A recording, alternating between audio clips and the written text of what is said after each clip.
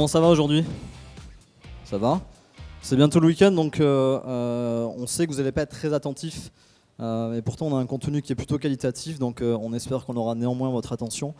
Avec Julien, qui est l'expert, parce que moi je suis, vous allez le voir très vite, le vendeur de tapis. On va vous parler de qu'est-ce qu'un SEO de qualité. On vient d'OnCrawl, est-ce que ça vous parle, OnCrawl? Levez la main ceux qui connaissent OnCrawl. Ok, super. Cool. Donc on va essayer de vous présenter ça. On a aussi des invités de marque autour de la table, donc ça sera une animation en mode table ronde.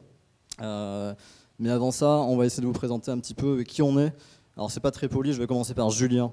Tiens, je vais te passer le micro Julien pour expliquer un peu qui tu es et quel est ton parcours. Bonjour à tous. Moi du coup je suis consultant SEO depuis à peu près 8 ans, principalement dans le e-commerce, paris sportif et dans le jeu, tout ça en Angleterre. Et je suis revenu à Bordeaux il y a quelques mois chez OnCrawl. Yes, alors Julien il est sympa, il est un peu modeste. Julien c'est un expert technique assez incroyable. Effectivement il vient du UK, il a eu une super école qui était le monde des agences, donc il a vu différentes problématiques. Et qu'est-ce qu'il fait chez OnCrawl? En fait, il est ce qu'on appelle un Customer Success. Alors ça veut tout et rien dire. En réalité, c'est un expert. Et c'est un expert qui vous accompagne, vous les clients, sur le setup, l'onboarding et finalement le quotidien. Il est là en fait pour aller un peu plus loin que ce que la machine peut vous représenter. Il a des techniques assez avancées et il sera ravi de vous les partager à travers la séance du jour, la table ronde, mais également pour plus tard. Me concernant, donc moi c'est Jérémy Kerek. Donc comme le nom l'indique, je suis basque. Donc je suis bayonnais pour tout vous dire. Donc je suis assez content d'être de retour à la maison, ça fait du bien, et de faire découvrir aussi à Julien ce beau pays qui est le nôtre. J'ai quitté le Pays Basque il y a pas mal d'années. J'ai bossé ensuite 11 ans à Paris. Me jetez pas des cailloux tout de suite. Et j'ai été en charge d'une agence digitale qui s'appelait Digitas, où j'ai conduit un département média pour le compte de Publicis pendant quelques années. Et puis j'en avais un peu marre de Paris, donc j'ai décidé de ramener mes enfants à Bordeaux et de bosser pour OnCrawl, puisque j'en étais client et que c'était une solution qui avait le vent en poupe. On va vous en parler en 2 mots, sans être trop corporate. En gros, OnCrawl, c'est quoi? OnCrawl, c'est pas une société. La société derrière OnCrawl s'appelle Cognitive. Elle a été montée par 2 gars. Un gars qui s'appelle François Goub, qui a notamment monté le job board européen qui s'appelait Jobijoba il y a quelques années. Et Tanguy Moelle, qui est un peu le fou derrière la machine. Ils ont créé ça il y a 6 ans, ils ne savaient pas quoi en faire. Il y a Cdiscount qui est venu taper à leur porte et qui leur a dit: est-ce que vous êtes capable de mettre en place un crawler? Vous voyez tout ce que c'est un crawler? Ok. En gros, quand les moteurs de recherche tentent d'indexer votre site web sur une sémantique, ils vont crawler l'information, ils vont aller scanner l'information sur votre site web. Et donc, il existe des outils pour avoir le même comportement qu'un moteur de recherche, comme OnCrawl, comme Screaming Frogs, comme Botify, comme DeepCrawl. Et donc, OnCrawl a lancé la première brique de son service de cette manière, avec un cahier des charges à la Cdiscount. Il faut que ce soit rapide, il faut que ce soit scalable. On parlait de 70 millions de pages. Il faut que ce soit UX friendly, que la plateforme soit sympa à prendre en main. Et puisqu'on est le premier e-commerçant de France, il faut que ce soit pas cher. Voilà. Ça, c'était le cahier des charges. On a monté l'aventure comme ça, avec AT Internet aussi, qui est un peu notre voisin technologique sur Bordeaux. Et quelques années plus tard, on s'est pas mal développé. On a rajouté une offre qui est l'analyse de log. Alors, est-ce que quelqu'un dans la salle a jamais entendu parler de ce qu'est une ligne de log? Levez la main. Ok, ça va. Pour la faire courte, Julien expliquera ça beaucoup mieux que moi, mais à chaque fois qu'un moteur de recherche, à chaque fois qu'un internaute se rend sur votre site web, il y a une toute petite ligne qui s'écrit sur vos serveurs. Si vous analysez ça de manière précise, si vous la déchiffrez, vous comprenez exactement ce que le moteur de recherche voit au quotidien sur votre site web. Donc c'est super de faire un audit, c'est super d'optimiser les pages, mais peut-être que Google, en fait, sur vos 50 pages, il en voit 10 et elles ne sont pas vectrices de business. Si vous n'analysez pas les logs, vous ne pouvez pas le savoir. Donc c'est le moyen le plus juste d'optimiser son SEO. Et puis on a rajouté une dernière offre qui est le Data Cube. Je vous la fais courte. On peut plugger n'importe quel jeu de données sur OnCrawl, de GA1 à Search Console, en passant par SEMrush, Majestic, etc. On est une plateforme ouverte, ce qui nous permet de couvrir la solution SEO la plus complète du marché. On se développe pas mal. On est 33 exactement chez OnCrawl. On est basé à Bordeaux, à Montréal et à Paris. On a levé 3,5 millions l'an dernier, donc pour apporter un peu de croissance. Et quoi vous dire d'autre? Ce qui est cool, c'est qu'on vient de gagner, il y a 10 jours, pour la 3e année consécutive le prix de la meilleure solution SEO Europe. Donc c'est plutôt cool. On s'y attendait pas du tout pour être tout à fait honnête, puisqu'on l'avait déjà gagné 2 fois, et c'était la première fois qu'une solution SaaS l'avait gagné 2 fois. Et bien on l'a gagné une 3e fois, donc c'est plutôt cool. Voilà, donc le marché nous reconnaît en tant que tel. Ça c'est nos offres, Crawler, Log Analyzer et DataCube. Et voilà, je crois que ça c'était la partie corpo qui m'appartenait. J'imagine que si vous avez des questions, je serais ravi d'y répondre par la suite, mais je vais surtout laisser Julien s'exprimer avec l'expertise.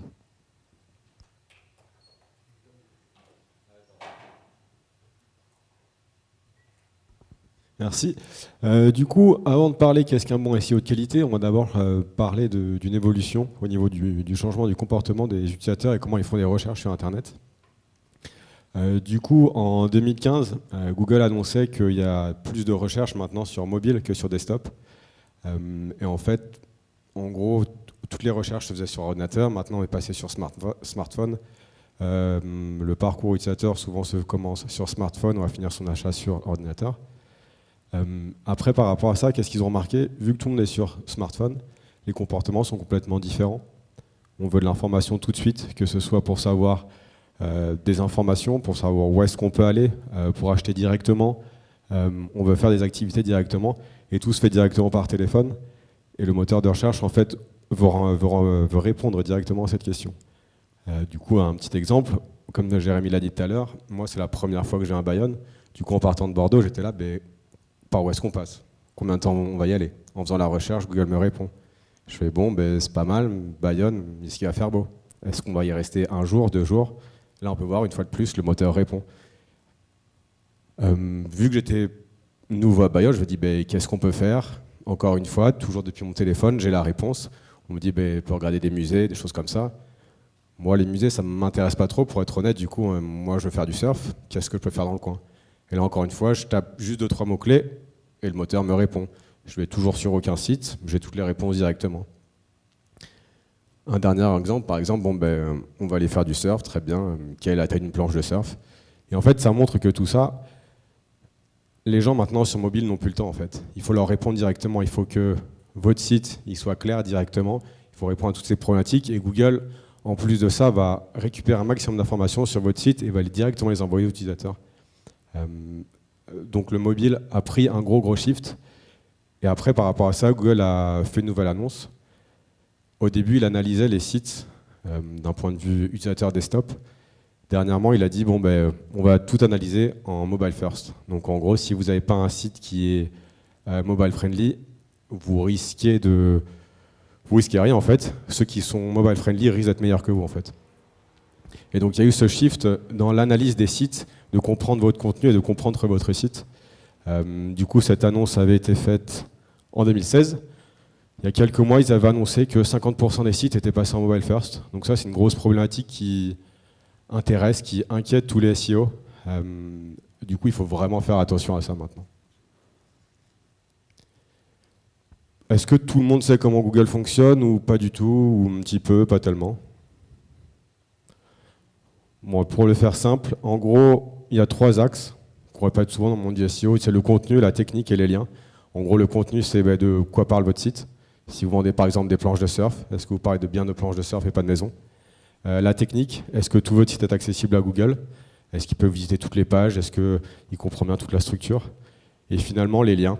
En gros, les liens, ça va l'aider à se dire ce site est super populaire, il répond vraiment à la réponse aux utilisateurs. Ou au contraire, ce site ne parle pas trop de tel sujet, il n'y a pas beaucoup de liens, je galère un peu à le crawler, au final, il risque de se positionner beaucoup moins bien. Donc ces 3 axes, en gros, sont vraiment les plus importants. Nous, chez OnCrawl, comme l'a dit Jérémy, nous, on est surtout une plateforme par rapport aux techniques. On va analyser un peu de contenu, un peu de lien, mais notre force de proposition, c'est vraiment la technique. Du coup, un crawler, comment ça marche? En gros, ça va récupérer plein d'URL, ça va visiter tout le web entier, ça visite toutes les URL, ça comprend le contenu, ça les classe en fonction de la plus importante et celle qui est la plus intéressante par rapport à une requête. Du coup, la première chose quand vous avez un site, c'est de s'assurer que Google puisse tout crawler. Est-ce que vous avez toutes vos URL qui sont accessibles au moteur de recherche? Est-ce qu'il y a bien des liens d'une page à une autre? S'il n'y a pas de lien vers une page à une autre, le moteur de recherche, il ne pourra jamais la trouver, du coup, vous ne pourrez jamais vous positionner Et du coup, il ne faudra pas trop s'étonner si telle ou telle page ne fait pas de trafic. Après, la deuxième chose, il faut que toutes les pages soient bien indexées. En gros, c'est bien d'avoir plein de pages, parfait. Si elles ne sont pas indexables, ça veut dire que Google ne peut pas les mettre dans son index et de ce fait ne peut jamais les ressortir aux utilisateurs. Donc ça, c'est deux principes de base, que Google puisse visiter votre site et qu'il puisse l'indexer par la suite. Pour ça, il y a des outils, plein d'outils, mais d'abord, il y a ce qu'on appelle Google Search Console, qui est un outil qui est gratuit. C'est Google qui le met à disposition. Donc autant l'utiliser, il y a énormément d'informations ici. Vous mettez juste votre site, vous attendez une semaine, et après au fur et à mesure, il y aura plus en plus d'informations. Par exemple, là en gros en vert, on peut voir, j'ai 96 pages qui sont valides, et j'en ai 342 qui sont exclues. Ces 342 pages, est-ce qu'elles sont importantes, oui ou non? Si elles le sont toutes, on voit bien qu'il y a un énorme problème. En termes d'erreurs, je n'ai pas d'erreur sur ce site, c'est parfait. Mais l'outil pourra vous remonter s'il y a des erreurs, comment est-ce que lui, il crawl votre site. Donc ça va être tout un tas d'erreurs qui va vous aider à comprendre, mon problème numéro 1, c'est l'indexation et la crawlabilité. Grâce à ça, vous pourrez savoir, là, j'ai tout mon site. Google peut trouver tout le contenu. Du coup, d'abord, pour améliorer son indexation, qui est la phase numéro 1, il faut s'assurer qu'il n'y ait pas d'erreur, donc éviter toutes les 300, les 400, les 500. Éviter que tout soit accessible, donc rien bloqué via robot.txt.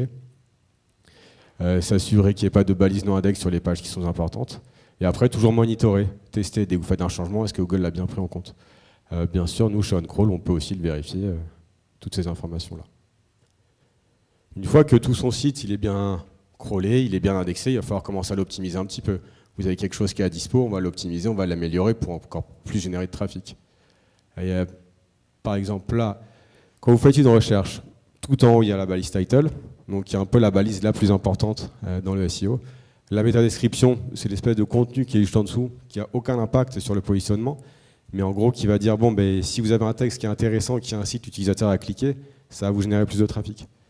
Et tout en bas, il y a des données structurées, donc c'est ces données enrichies que vous avez sur votre site qui vont s'assurer que vous proposez plus d'informations dans les SERP, et en plus, ça prend plus de place. Là, typiquement, on prend quasiment 6 lignes sur un résultat, il n'y en aura peut-être que 3 en bas. Là, par exemple, c'est des événements. On cherche le PS Connect, on voit, il y a cet événement, mais il y en a 3 qui suivent. Des données qui sont vraiment importantes à optimiser. Ces données, vous ne les verrez pas forcément sur votre site quand vous allez dessus. Ça se passe plus dans le code en dessous. Les autres éléments importants, c'est les liens. Les balises H1, HN qu'on appelle surtout. Donc H1, c'est la première, H2, c'est le deuxième niveau, H3, H4, H5. Le reste du contenu, pour bien que le moteur de recherche puisse comprendre votre page. Encore une fois, des liens vers du contenu connexe. Si par exemple, vous vendez des planches de surf, et bien vous allez avoir une page catégorie qui va bien faire des liens vers des planches de surf, mais aussi vers des guides d'achat, pour bien montrer au moteur de recherche, votre page, elle parle de planches de surf, on peut aider l'utilisateur à en acheter, à se renseigner, à s'améliorer. Et en fait, c'est tous ces liens vers des pages connexes qui restent dans la même thématique, qui vont aider le moteur de recherche à tout comprendre, et derrière, vous avez plus de chances à vous positionner. Donc en axant vos travaux sur le contenu, sur les liens, vous allez aider les moteurs de recherche à comprendre le contenu d'une page, mais aussi à renforcer le positionnement des autres pages. Qu'est-ce qu'on peut voir par exemple ici? On se rend compte très bien que plus il y a de contenu, plus ça va générer de clics. Ça, c'est en utilisant des données au travers de plein de clients qu'on peut avoir. Quand on mélange tout ensemble, ces données qu'on voit à chaque fois, c'est plus il y a de contenu, mieux c'est. Plus vous aurez de chances de générer de trafic. Ça peut aussi vous aider à comprendre quelle typologie de page manque de contenu. Typiquement, les pages produits, il faut qu'elles soient riches, il faut qu'elles puissent répondre à l'utilisateur. Par exemple, on vend une combinaison, quelle est la taille, quelle est sa résistance, est-ce qu'on peut l'utiliser en hiver, est-ce que c'est un shorty, est-ce que c'est pour un homme, est-ce que c'est pour une femme, comment est-ce qu'on peut la laver. Toutes ces informations-là, en fait, vous répondez juste à des questions que vous pourriez vous poser à propos d'un produit. Et rien qu'en faisant ça, on se rend compte directement, les produits, ça va. On se rend compte que là, par exemple, le blog, nos articles, en général, il n'y a pas trop de contenu. Ça veut dire, est-ce qu'on répond vraiment à une réponse? Est-ce que le contenu, on ne peut pas l'améliorer? Et en regroupant toutes vos pages en fonction du nombre de mots, vous pouvez directement trouver des gaps et des axes d'amélioration. Donc là, c'est ce que je disais à l'instant. Comment est-ce qu'on va améliorer le contenu de ces pages? Ça va être en ajoutant des prix, des comparatifs, en ajoutant des FAQ par exemple, en répondant à toutes les questions par rapport à un produit qu'un utilisateur peut se poser. Vous allez vous rendre compte qu'au final, en 5 minutes, vous aviez une fiche produit qui avait 100 mots. 5 minutes après, vous en avez rajouté 600. Et ça, du coup, le moteur va vraiment comprendre que ouais, cette page, elle répond à toutes les questions, pardon. Elle est vraiment cool, mais je vais la mettre numéro 1 par rapport à un de vos concurrents qui, au final, va afficher une image, un titre, un prix. Là, au moins, vous répondez à tout. Les données structurées, c'est ce que j'ai dit tout à l'heure, c'est les données qui enrichissent le contexte de votre page. Ces données, souvent, que vous avez, tout simplement parce qu'un prix, tout le monde en a un. Une image, tout le monde en a une en général. Mais il faut juste aider un peu plus le moteur de recherche à les comprendre. Un moteur de recherche, ça reste quand même un ordinateur. C'est un peu comme un bébé, c'est un peu stupide. À moins qu'on dise clairement, ça c'est un prix, ça c'est une image, ça c'est une disponibilité. Il faut savoir que ces données structurées, elles vont être réutilisées dans les SERP pour les enrichir un peu, pour proposer plus d'informations. Une fois de plus, elles n'ont pas d'impact sur le positionnement, mais elles ont un impact assez important sur le taux de clic. Typiquement ici, là, on peut voir Decathlon, ils ont des étoiles, ils ont des avis, ils ont un prix, on sait que le produit est directement en stock. Ça va inciter beaucoup plus l'utilisateur à cliquer, plutôt que de se dire, imaginez ça sans plus d'informations, vous ne savez pas trop quoi choisir entre le premier, le deuxième ou le 10e résultat.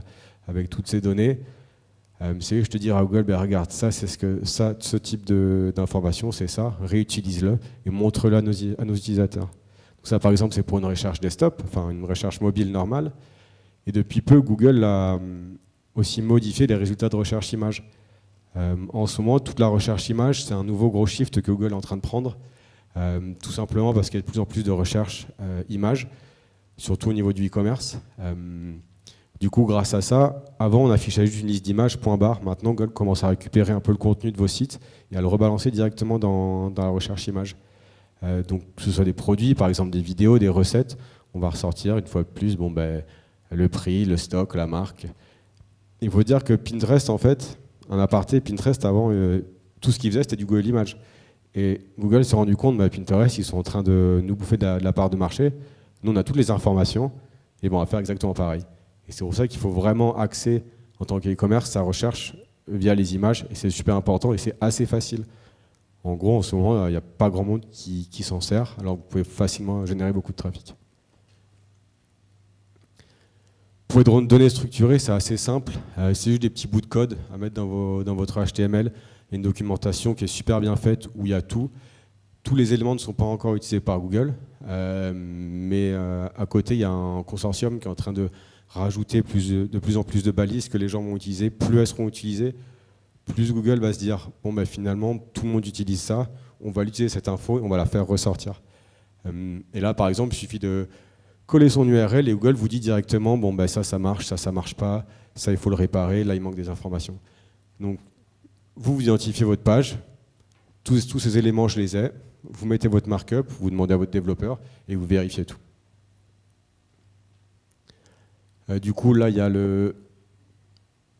pour optimiser ces données structurées, tout ce que vous avez à faire, c'est regarder la doc officielle, regarder un peu qu'est-ce que Google utilise. C'est super bien détaillé, ils vous le disent à chaque fois. Ça on l'utilise, ça va ressembler à ça. Ça on l'utilise pas, ça on va peut-être l'utiliser. Vous avez toutes les infos qui sont disponibles. Vous pouvez bien sûr tester votre implémentation, est-ce qu'elle marche et à quoi elle va ressembler. Ou sinon vous pouvez aussi utiliser une crawl pour vérifier si tout marche. La dernière partie, du coup, on va parler surtout maillage interne. En gros, maintenant, on comprend toutes vos pages sont indexées, sont crawlées, Google arrive à tout visiter, il arrive à tout mettre dans son index, il comprend de quoi parlent vos pages. Mais au final, qu'est-ce qui va lui dire qu'une page est plus importante qu'une autre? Qu'est-ce qui va lui dire que cette catégorie est beaucoup plus importante que cette catégorie? La seule manière de le faire, c'est via du maillage interne, via des liens qui montre un peu la popularité d'une page versus une autre. Ça va aussi lui permettre de comprendre la structure, de faire la différence. Ça c'est ma page d'accueil, ça c'est une page catégorie, ça c'est une page sous-catégorie, ça c'est une page qui est liée un peu partout, c'est les termes, c'est les pages légales par exemple, ça on s'en fiche un peu. Et du coup il va comprendre en fonction de tous les liens, les différentes typologies de pages et la structure et l'importance de celle-ci. Une visualisation pourra vous permettre de voir directement est-ce que toutes mes pages font des liens vers les bonnes pages. Par exemple, vous avez une page catégorie qui vend des pièces auto. Est-ce que vous êtes sûr que tous vos guides auto font bien des liens vers cette page? Est-ce que vous n'avez pas plutôt plein de contenu qui fait des liens vers une catégorie qui n'a rien à voir? Ce genre de choses, il faut un peu les éviter, tout simplement parce que c'est sous-optimisé. Au lieu de faire des liens entre des pages qui n'ont rien à voir, faites des liens entre des pages qui ont un sujet connexe pour un peu enrichir, le thème et pour que Google comprenne vraiment de quoi vous parlez. Typiquement, là, on pourrait voir qu'il y a une distribution qui est assez bonne en général de différents liens. Il y a des choses qui sont encore optimisées où on peut voir des groupes qui font des liens vers d'autres groupes où c'est un peu une perte de la puissance. Mais au fur et à mesure, quand vous regardez bien ça, vous pourrez voir. Et la visualisation, en fait, vous aide. Parce que typiquement, regarder une page et regarder vers tous ces liens, c'est un peu une perte de temps et c'est super dur, surtout si vous avez des gros sites. Donc, une visualisation peut vous aider, que ce soit comme ça, ou simplement un mind map, ou une feuille, un papier, un crayon, et c'est parti. Vous dessinez des grands ronds, vous savez, bon, cette page fait un lien ici, et dès que vous arrivez à visualiser tout ça, vous pourrez comprendre, ok, là il y a un lien, là il n'y en a pas, on l'enlève. Tout ça pourra vous permettre à mieux vous positionner dans les moteurs de recherche, en fait. Pour créer des liens, c'est pas très dur, il y a beaucoup de techniques assez simples, on n'y pense pas forcément. Le fil d'Ariane en est une. Tout simplement, quand vous faites des liens entre une page produit, catégorie et sous-catégorie, en 2 secondes, vous avez créé plein de liens via plein de pages. C'est sympa pour l'utilisateur, il peut remonter facilement dans la structure, donc c'est vrai que c'est cool. Souvent, quand on propose des produits similaires, au final, ouais, c'est un enjeu cross-selling, upselling parfait, mais aussi pour le positionnement. Vous êtes en train de vous assurer que tous vos produits qui sont similaires font des liens ensemble et créent un peu une sorte de silo qui parle vraiment de la même chose. La pagination, pour vous assurer que tous vos produits peuvent être trouvés par Google. Si vous avez par exemple 100 produits et qu'on ne peut pas aller en page 2 ou page 3, tous ces produits ne seront jamais visités, vous ne pourrez jamais vous positionner avec. Et après, pareil, des citations dans des guides, dans des articles, mais il faut toujours penser à l'utilisateur en fait.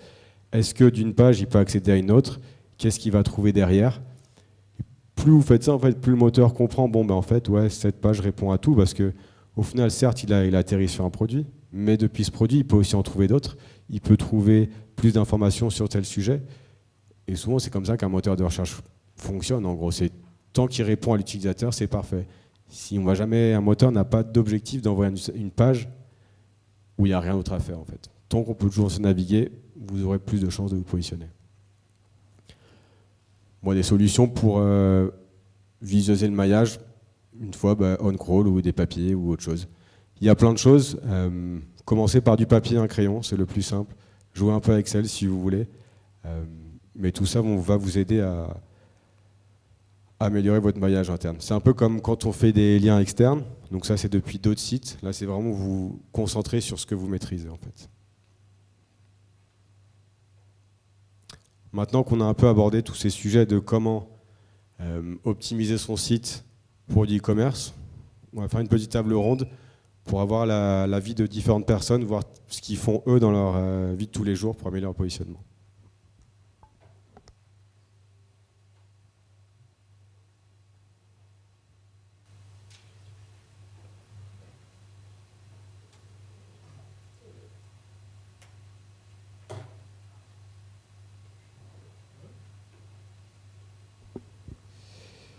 Du coup, j'avais une question.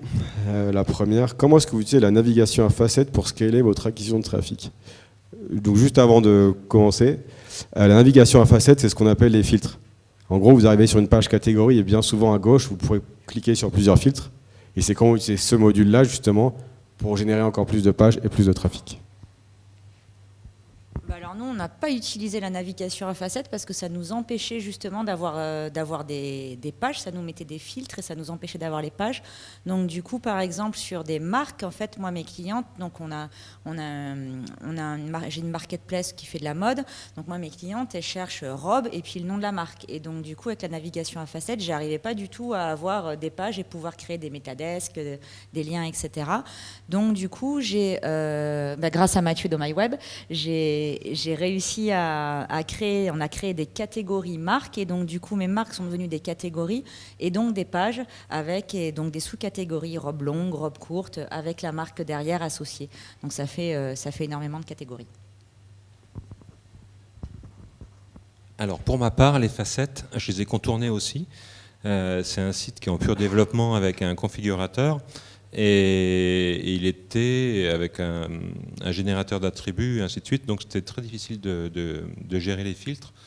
Et à travers les conférences réalisées avec Fred ici, depuis quelques années, en fait j'ai pris le parti de créer, de multiplier des catégories.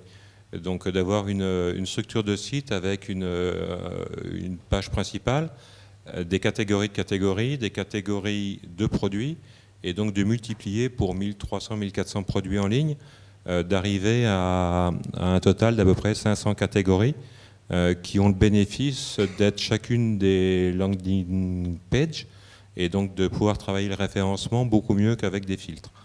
Donc c'est un contournement du système à facettes. Mais du coup, ces facettes, c'est toutes ces catégories, elles étaient maillées d'où par exemple? Chaque produit peut être relié à 2, 3, 5, 10 catégories. Et donc quand on fait une recherche sur Google, on arrive a priori, suivant l'expression de recherche, directement dans une catégorie qui est pertinente, qui va regrouper X produits correspondant à la recherche. Ok.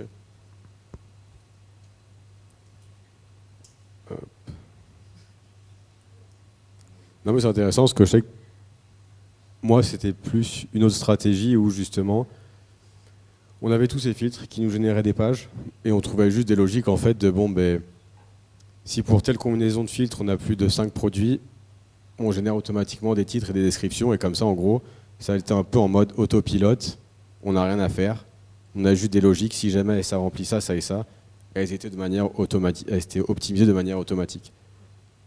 Mais ça, en gros, c'est aussi un gros souci, c'est qu'on gère rien, comme ce que je disais tout à l'heure. Et des fois, on finit avec des millions de pages qui ne sont pas toujours bien. L'autre avantage de multiplier les catégories comme ça, c'est qu'on peut à travers la gestion du jus, on peut, à la limite, une catégorie qui va être très importante. Alors, soit une catégorie mère, c'est-à-dire une catégorie de catégories, ou une catégorie de filles. Il suffit dans la barre de menu ou ailleurs de la répéter 2-3 fois pour lui donner beaucoup plus de jus, beaucoup plus d'importance. Donc ça permet de discriminer des catégories ou d'en privilégier d'autres. Donc c'est un avantage de pouvoir cibler l'arrivée des clients sur le site. Oui, merci. Du coup, en termes de stratégie de contenu, est-ce que vous utilisez des guides d'achat ou comment est-ce que vous utilisez le contenu pour générer plus de trafic sur vos pages? Alors le contenu il est simple, c'est toujours rédigé en interne. Donc toujours pareil, avec une obligation donc de faire du contenu perso, rédigé, avec des essais, des tests sur les produits, de pouvoir donc encore une fois privilégier des catégories par rapport à d'autres. C'est le même travail sur les produits. Les produits sont aussi en rédactionnel interne, avec une vocation sémantique ou d'optimisation SEO qui est à l'origine. Donc c'est une façon que nous avons prise de rédiger du contenu. Et nous, donc, on fait un peu la même chose. On rédige le contenu en interne sur les fiches produits. On met du texte aussi sur les pages catégories qui renvoie avec des liens aussi sur des sous-catégories. Et en plus, à côté, on a monté un blog où on écrit du coup des articles sur la manière de porter nos produits et qui renvoie justement vers les produits et vers les catégories concernées. Du coup, en fait, par exemple, sur ce blog, ça va être plus du contenu pour pas forcément vendre un produit, mais plus pour aider les utilisateurs à faire le bon choix, en fait. Oui, et puis à les ramener, parce qu'il y a des utilisateurs qui n'ont pas envie de voir du produit, qui ont envie de voir du conseil ou des tendances. Et donc, du coup, au-delà de l'article, dans l'article, ils voient un produit qui les intéresse et ils repartent sur le site. Juste pour ajouter un point, oui, ce qui était automatisé et réfléchi pratiquement à l'origine il y a 7 ou 8 ans, ce sont les structures de heading, les H1, H2, H3, ainsi de suite. Ça, par contre, c'était réfléchi et un gros travail aussi sur la sémantique de construction des URL, qui sont des URL sans fin, en fait. C'est-à-dire des URL où il peut y avoir, je sais pas, 200, 300 caractères, mais des URL construites avec du sens. Ok, merci. Du coup, quand tout à l'heure on parlait de fiches produits un peu, comment est-ce que vous faites si, par exemple, vous vendez des produits qui sont aussi vendus sur d'autres plateformes et d'autres sites, comme on sait par exemple que Google, tout ce qui est le contenu dupliqué, il n'aime pas trop. Comment est-ce que vous faites pour essayer d'améliorer vos pages produits pour qu'elles soient le plus uniques possible par rapport à vos concurrents? Ou est-ce que c'est quelque chose qui ne vous affecte pas tellement du coup? Alors, nous, on rédige donc effectivement en interne. On s'inspire aussi de ce qui se fait à droite à gauche pour vérifier non plus qu'on n'est pas en duplicate. Et après, on passe tout dans l'outil que tu as cité, un des outils que tu as cité tout à l'heure, qui s'appelle SEMrush, qui nous permet de regarder aussi ce que font les 10 meilleurs classés pour vérifier qu'on n'est pas trop pareil non plus. Alors nous, comme on rédige tout à la main après test, donc on n'a aucun problème de duplication de contenu. Le seul problème que nous pouvons rencontrer avec Google, ce sont les produits que nous supprimons du site et qui restent dans le cache Google pendant des mois, des années, et qui arrivent encore avec du trafic, quoi. Même si c'est du trafic pauvre, même si on les déclasse. Enfin, si vous avez une solution, je la prends. Mais pour supprimer vraiment des URL de Google, c'est pas si évident que ça. Donc Non, mais c'était un peu la prochaine question. Du coup, c'est quoi votre stratégie derrière, on va dire, de recyclage d'URL? Par exemple, vous avez un stock de 200 produits aujourd'hui. Et là, d'un coup, il y a un produit qui ne se vend plus. Qu'est-ce que vous en faites? Par exemple, 50 produits, qu'est-ce que vous en faites? Est-ce que vous les redirigez? Vers quelle page vous les redirigez? Est-ce que vous les mettez en 410, en 404? Est-ce que vous la gardez parce que peut-être que ça va revenir un jour? Sur un catalogue à 10 millions de pages, comment est-ce qu'on peut éventuellement... Alors, on n'est pas à 10 millions de pages, mais comme tu peux le comprendre, quand on a soi-même rédigé, enfin avec l'équipe, du texte, c'est toujours un crève-cœur de le supprimer en fait. Parce qu'un texte de produit, c'est une demi-journée, une journée de travail homme. Donc de le supprimer, c'est toujours un crève-cœur.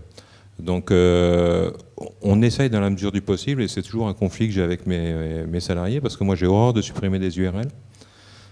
Donc on essaye de les recycler avec des redirections, ou de remplacer le produit supprimé par un produit proche en gardant l'URL, en changeant le title, en changeant les hash et ainsi de suite, mais d'essayer de garder le trafic existant sans le virer. Mais par rapport à ce que j'ai dit juste avant, même quand on veut virer l'URL, elle reste.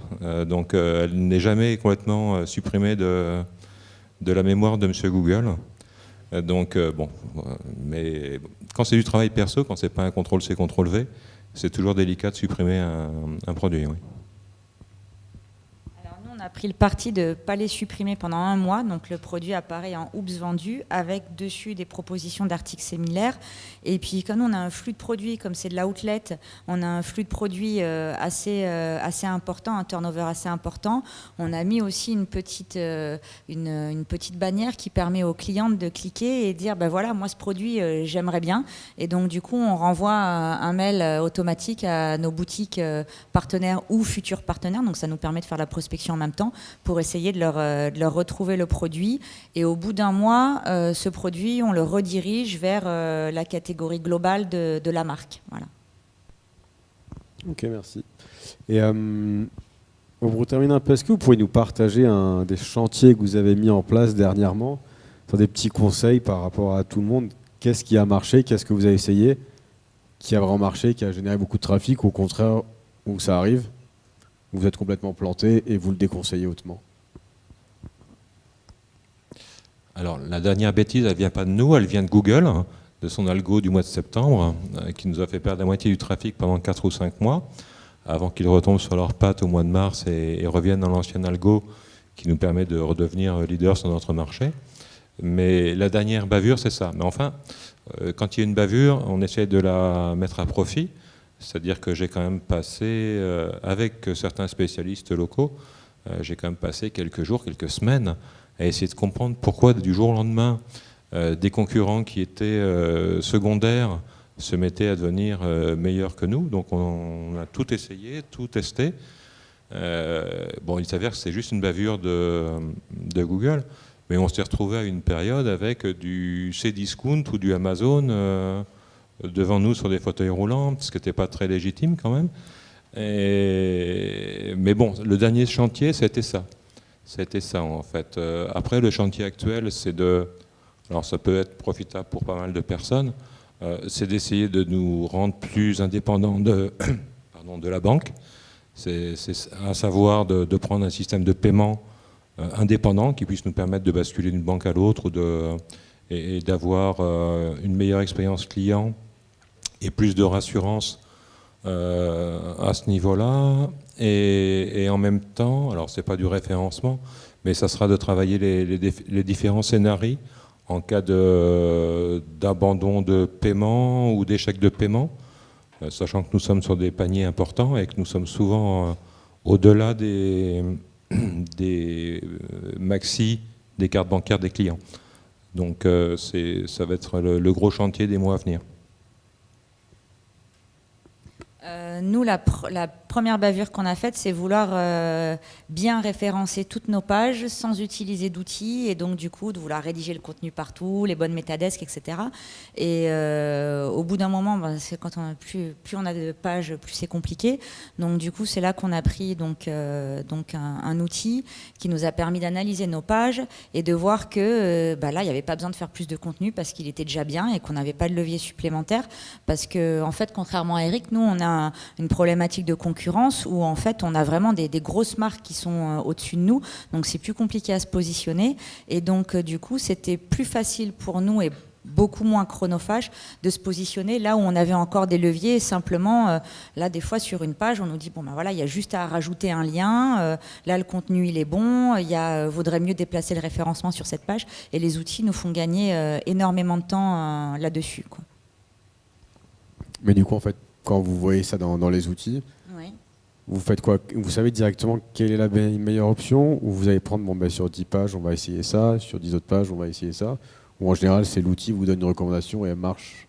Alors l'outil nous donne la recommandation et elle marche. Alors c'est pas tant dans le contenu qu'on voit des bons quand on les fait, c'est plus donc dans les métadesks et puis alors comme tu en as parlé tout à l'heure dans les liens. Dans les liens, il manque un lien sur cette page, donc là ça nous fait faire des bons assez rapides. Ok, moi merci.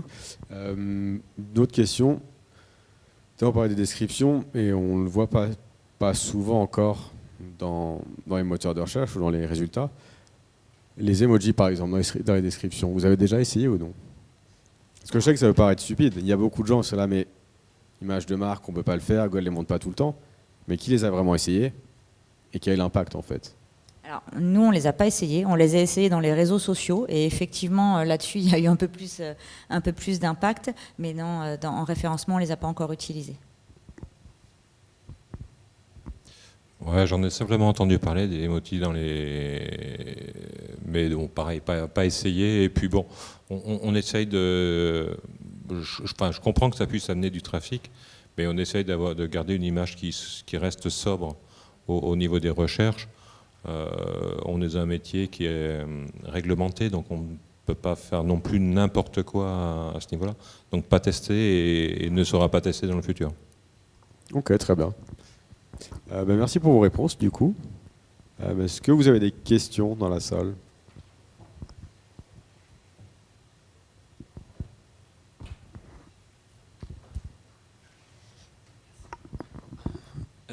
Oui, on m'entend, oui.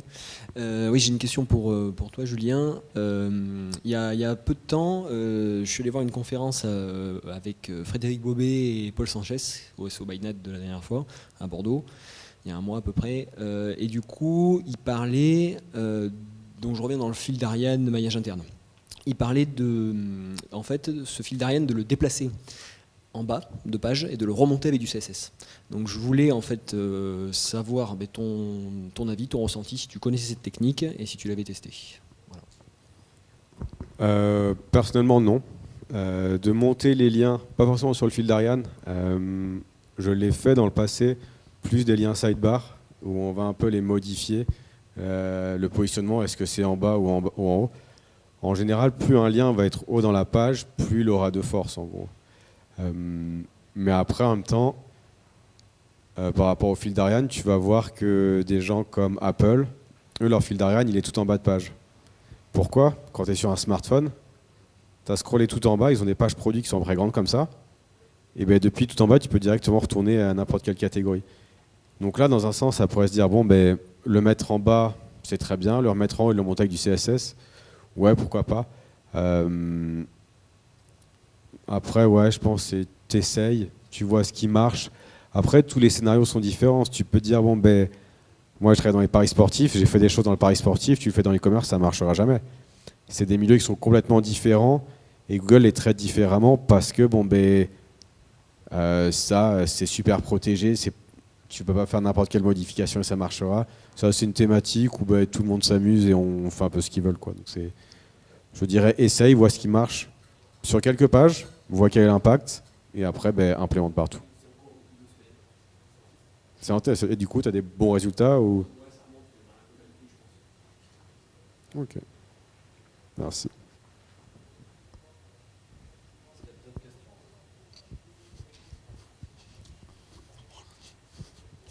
Levez la main avant, comme ça m'évite de courir. Oui, bonjour, vous avez parlé d'outils pour analyser vos pages de contenu. Est-ce que vous entendiez par là SEMrush principalement ou d'autres? SEMrush? Ou est-ce qu'il y en a d'autres? Est-ce que Alors, il y en a d'autres à conseiller? Il y en a plein d'autres, mais nous, on utilise SEMrush pour moi, à notre stade, pour un rapport qualité-prix que je trouve plutôt pas mal. Il y a Majestic SEO qui est pas mal, mais c'est pas du tout les mêmes prix, SimilarWeb, etc. D'accord, merci beaucoup. Alors, de mon côté, sur l'analyse de page, et pour voir la qualité d'une de mes pages par rapport à un concurrent, j'utilise plutôt WooRank, ou W2O RANK, qui permet de voir s'il y a des défauts de structure sur une page et d'obtenir une note, enfin un index, qu'on peut comparer à l'index de la page concurrente directement. Ça ne donne pas d'avis directement sur des mots à cibler ou des expressions à cibler, mais plutôt de voir les défauts de structure. Moi, j'avais juste une dernière chose pour ceux qui ont des tout petits budgets. Dans la Search Console, en gros, ben, il va vous dire pour chacune des pages sur quel mot-clé est-ce que vous êtes positionné. Et en fait, rien qu'en utilisant ça, vous prenez vos pages, vous regardez tous les mots-clés que vous êtes après la position 10. Ben, vous êtes positionné sur cette page, mais pas très bien. Vous êtes positionné sur ce mot-clé, mais pas très bien. Comment est-ce que vous pouvez l'améliorer? Vous êtes positionné sur, je sais pas, chaussures rouges, mais vous ne parlez pas de chaussures rouges. Bon, ben, on va prendre le mot-clé, on va écrire un paragraphe sur ce sujet-là, et éventuellement voir comment est-ce que le positionnement augmente. Et ça, c'est gratuit. Bonjour, du coup je voulais vous demander, parce que c'est quelque chose dont j'ai pas la réponse encore, et je cherche pourtant. En fait, je sais j'ai vu que quand on a par exemple de la page d'accueil, par exemple, deux mêmes liens qui vont aller sur une même page, Google prendrait en compte, en fait diviserait le PageRank par 2 par exemple, sauf qu'il prendrait en compte que le premier lien, c'est-à-dire qu'on n'enverrait pas 100% du jus, mais que 50%. Et j'ai pas la réponse si c'est vrai ou pas. Enfin, personne ne sait peut-être. Je sais pas. C'est assez compliqué. Si j'ai bien compris votre exemple, c'est le contraire. Si vous avez deux liens, enfin, si vous avez la plupart de vos liens, de vos backlinks qui arrivent sur votre page d'accueil, et qu'ensuite de votre page d'accueil vous avez deux liens vers un produit, il va prendre 2 fois plus de jus, pas 2 fois moins. Non, non, c'est pas ça. C'est-à-dire qu'on a, on va dire, de la popularité, pour parler. La page a une popularité, tant de popularité. La page d'accueil, elle va mettre dans son menu le lien vers la page produit en question. Et dans le contenu de notre page d'accueil, on va aussi parler de ce produit, par exemple un produit phare. Du coup, on met deux liens vers la page produit vers laquelle on veut diriger. Sauf que ces liens internes vont distribuer du PageRank. Sauf que le problème, c'est que est-ce qu'on divise par 2 Du coup, et est-ce que Google prend vraiment en compte que le premier lien qu'il voit? En fait, certains disent que voilà, Google ne prend en compte que le premier lien. Donc, est-ce qu'on doit vraiment limiter le lien vers la même page? Certains mettent même un hashtag. Par contre, là, apparemment, ça marcherait. C'est-à-dire qu'on met un lien vers une autre page, mais on met un hashtag derrière pour dire une zone, pour donner une zone spécifique vers laquelle on doit rediriger vers la page. Et du coup, là, Google le prendrait en compte. Alors, je ne sais pas si vous avez des retours sur ça, parce que c'est des on-dit. Alors, par rapport au hashtag, moi, de mon point de vue perso, c'est faux. En gros, tout ce qui est après un hashtag, Google va le stripper de l'URL. Oui. Donc, en gros, c'est comme s'il y avait deux liens normaux. Après, par rapport à la distribution du PageRank, il y avait des gens qui ont demandé à Google, ils diront jamais. Enfin, c'est normal en même temps, c'est leur business. Moi, de mon point de vue perso, plus il y a de liens, mieux c'est. Mais après, au bout d'un moment, c'est un peu l'excuse classique de Google. Il faut penser utilisateur. Surtout, c'est bah oui, tu l'as mis là et là. Ouais, bah, au final, il est là et là. Et puis, c'est pas grave. À la limite, tu fais 2 fois le même lien. Dis-toi plutôt, est-ce que tu n'es pas en train de faire 2 fois le même lien? Est-ce que tu pourrais pas faire un lien vers une autre page? Parce que c'est pas au détriment d'autre chose en fait. Si tu veux envoyer plus de jus vers une page, eh ben, tu fais des liens vers plein d'autres pages qui, elles, derrière, vont toutes faire des liens vers celle-là. Plutôt que d'essayer de jouer sur un nombre. Parce qu'en fait, tu vas commencer à devenir, bon, ben, pour chaque truc, il faut que j'ai un nombre parfait, mais le nombre parfait n'existe pas. C'est plus, bon, ben, on va rajouter plus de liens via d'autres pages plutôt. D'accord, ok, merci. Julien, tu as fait une annonce tout à l'heure là, qui n'est pas passée inaperçue par rapport au shift qu'allait faire Google ou qu'il est en train de faire sur le référencement image. Est-ce que tu peux nous en dire plus ou est-ce que c'est des secrets que tu souhaites conserver? Ah non, c'est pas des secrets que je souhaite conserver. Enfin, il suffit de regarder comment les résultats images ont changé depuis les quelques dernières années. Avant, c'était que des images. Maintenant, ils ont rajouté les pastilles tout en haut. Quand on cherche par exemple une voiture, ils vont nous proposer directement des marques de voitures. Avant, on cliquait sur l'image, on n'avait que l'image point barre. Maintenant, on a des données en plus, on a les prix, on a du contexte. C'est beaucoup plus intéressant. Donc tout ça montre que Google est en train de faire un shift. Après, on regarde, bon, Google Images, ils sont en train de l'améliorer sans cesse. Je pense à un article que j'avais pas réussi à trouver, mais ils ont annoncé, je crois que c'était aux 20 ans du search, quelque chose comme ça, où ils annonçaient tous les changements qu'ils veulent faire et ils donnaient vraiment des chiffres sur comment la recherche image, il y a de plus en plus de recherches et comment ça a évolué. Donc on voit que c'est vraiment important. Moi, quand je bossais dans le e-commerce, dans la mode surtout, le trafic image, c'était quasiment 50% de notre trafic. Parce que les gens veulent, au final, ils s'en fichent de lire une fiche produit. Quand on vend des robes, on veut voir à quoi elles ressemblent. On veut voir des gens qui la portent. Et on se dit, bon, ouais, ça c'est la bonne pour moi. C'est de dire, oui, je vais lire une description, ouais, elle est cool ta description, mais au final, je ne sais même pas est-ce qu'elle va m'aller. Je préfère voir quelqu'un qui la porte, qui fait, ok, cette personne, elle est quasiment aussi grande que moi. Bon, même poids, ok, moi, ce jean, c'est bon, je peux le prendre, en fait. Et en fait, c'est les gens, la recherche visuelle, c'est beaucoup plus, ça te dit directement ce que tu vois. Et en fait, les moteurs de recherche sont de plus en plus intelligents et comprennent de plus en plus les images. Il suffit de regarder le bug qui s'est passé chez Facebook et Instagram. Toutes les images ne marchaient pas. Qu'est-ce qu'on voyait à la place? La technologie, qu'est-ce qu'elle voit comme image en fait? Et on voyait des photos de gens, une personne qui mange une glace. Et en fait, ça montre que si Facebook, si Instagram, si Google met autant d'argent dans la reconnaissance d'images, c'est que derrière, c'est ce que les gens cherchent maintenant, parce que c'est beaucoup plus facile, c'est beaucoup plus visuel en fait. Du coup, en 2-3 éléments, comment on pourrait optimiser ce référencement Google Images? Du coup, pour optimiser son positionnement pour les images, déjà il faut avoir des images qui sont optimisées, donc compressées, pas super lourdes. Par exemple, si vous êtes sur un téléphone, avoir une image haute résolution qui pèse 200 mégas, c'est naze, clairement. Donc avoir des images optimisées qui ne soient pas trop grosses, qui soient quand même de bonne qualité. Sur iPhone, c'est des écrans Retina horribles, du coup il faut de la bonne qualité quand même. Après, il faut bien faire en sorte qu'il y ait une balise alt. Ça, en gros, c'est une balise qui va dire si jamais votre image ne marche pas, c'est du texte alternatif. Aussi, par exemple, pour les malvoyants, pour qu'ils puissent comprendre quel est le contenu de cette image. Donc ça va donner plus de poids à l'image. Le contenu qui entoure cette image aussi, pour bien dire, des fois, vous verrez sous des images une petite caption, des choses comme ça. Ça va donner plus de contexte à l'image, ça va être beaucoup plus compréhensible. Éventuellement, vous assurez que toutes vos images elles sont cachées, elles sont servies depuis un CDN pour qu'elles se chargent rapidement pour vos utilisateurs. Mais toujours, c'est surtout le contenu qui va entourer l'image, pas utiliser des images qui n'ont rien à voir. Quelque chose que j'ai remarqué il y a quelques années, essayez d'avoir des images uniques plutôt que d'aller prendre les images des autres en fait. Si vous avez vos images uniques en fait, donc Google il va se dire, moi cette paire de chaussures, j'ai 15 fois la même image, je vais en choisir qu'une seule à montrer aux utilisateurs, parce que si vous allez faire vos propres shoots photos, et éventuellement être là, sa fiche produit elle est cool, c'est sa propre photo, c'est son contenu à lui tout seul, cette image elle est vraiment bien, elle fait vraiment sens par rapport à la requête utilisateur, c'est pas pompé par tout le monde. Vas-y, un petit bonus pour ce site, quoi. Jérémy Kérec, le Bayonnais. Est-ce qu'on peut parler de tarifs pour OnCrawl ? On peut toujours parler tarifs, mais j'aimerais juste avant faire un complément. Il y a un truc qui est intéressant.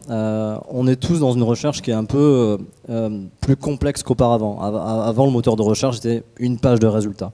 Google l'a bien compris, on est tous dans un mode de recherche universelle. On est les premiers à aller sur YouTube et regarder les vidéos des petits chats parce qu'on adore les petits chats, c'est super. Et on est les premiers pour les mécanos comme moi qui ont deux mains gauches de regarder how to, comment on fait pour changer un pneu, comment on fait pour faire ça. Et en fait, ce rapport de la recherche universelle, Google l'a bien compris, ce focus qu'il fait sur l'image, il le fait aussi sur la vidéo, il le fait aussi sur les réseaux sociaux. Et il y a des tendances qui sont intéressantes. Google considère que dans 5 à 10 ans, le moteur de recherche tel qu'il vous le présente à l'heure actuelle n'existera plus. On sera dans un rapport de plateforme, et c'est déjà le cas. Aux US, les Américains, en fait, ils passent pas par le moteur de recherche pour des produits de grande consommation, ils pensent par Amazon, ce qui a tendance, évidemment, à agacer Google. Julien le précisait par rapport à Pinterest, ils ont trusté le marché également sur le sujet de l'iconographie, etc., ce qui agace Google. Donc en fait, on est dans des rapports qui sont un peu nouveaux, et dans l'indexation pour les moteurs de recherche, pour votre trafic SEO, il parlait dans l'e-commerce que ça représente effectivement 50%, le trafic des images, c'est une réalité. Vous pouvez faire méga de business de manière assez simple parce que la concurrence est un peu moindre en passant par ces biais. Maintenant, pour répondre à la question sur les tarifs, on a une tarif qui est en fait très simple. On affiche tous nos tarifs publics en ligne avec des packages qui commencent à 100 000 URL de crawl par mois à 39 €.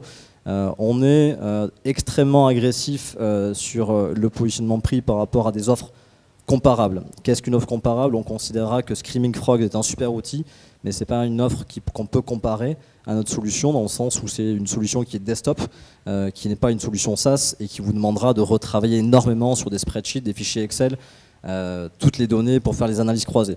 Donc on a une solution SaaS qui est hébergée sur le cloud. Au regard de la concurrence, on est environ 30 à 40% moins cher pour deux raisons. Notre base de coûts est plus intelligente et on est encore challenger sur le marché, donc on l'attaque de manière assez violente. Après, moi j'aime pas trop les packages et on a tendance, on va considérer que 60% de nos devis sont réalisés de manière perso. C'est jamais très agréable de payer pour un quota qu'on n'utilise pas, un quota d'URL, un quota de projet. Donc nous on préfère faire du tailor-made pour répondre à vos besoins. Très bien, merci. Avant de clôturer cette table ronde, j'ai une question pour toi, Stéphanie. On s'est connus, tu commençais à t'entamer une longue traversée du désert SEO. J'aimerais que tu termines cette table ronde par une note positive quand même, parce que je pense que même si, et c'est ce qu'on essayait de dire ce matin en préambule, qu'il faut anticiper, il faut en amont se poser les bonnes questions, comprendre les enjeux SEO, je me dis que finalement, tout n'est pas perdu. Qu'est-ce que tu en penses ?